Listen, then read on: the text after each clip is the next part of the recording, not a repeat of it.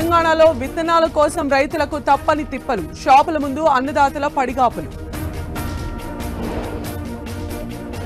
కాంగ్రెస్ వచ్చింది, కష్టాలు మొదలయ్యాయి, ప్రభుత్వ నిర్లక్ష్యం వల్లే రైతులకు ఇబ్బందులన్న కేటీఆర్. హైదరాబాద్ చైల్డ్ ట్రాఫికింగ్ కేసులో సంచలన విషయాలు, 50 మంది పిల్లలను విక్రయించినట్లు గుర్తింపు.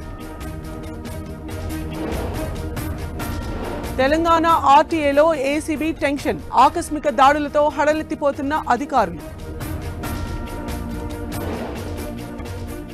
విజయవాడలో కలుషిత నీటిపై అధికారుల ఫోకస్, ఇంటింటికి వెళ్లి పరీక్షలు నిర్వహిస్తున్న బీఎంసీ సిబ్బంది. రావిపాడులో కొనసాగుతున్న హైటెన్షన్, అంబేద్కర్ విగ్రహ ఏర్పాటుపై వెనక్కి తగ్గని స్థానికులు. తాడిపత్రిలో కేతిరెడ్డి, జేసీ నివాసాల వద్ద భారీ బందోబస్తు, కౌంటింగ్ రోజు అల్లర్లు జరగకుండా ముందస్తు చర్యలు. మధ్యప్రదేశ్ చింద్వారాలో దారుణం, ఒకే కుటుంబానికి చెందిన 8 మంది హత్య.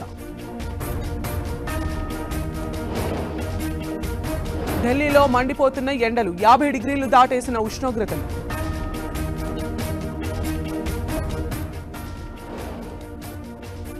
ఈశాన్య రాష్ట్రాల్లో రేమాల్ బీభత్సం, తుఫాన్ దెబ్బకు 36 మంది మృతి.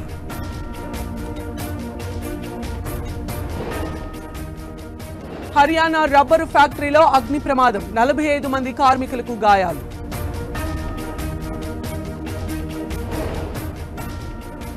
స్వల్పంగా పెరిగిన బంగారం ధర, 10 గ్రాముల గోల్డ్ 73,200.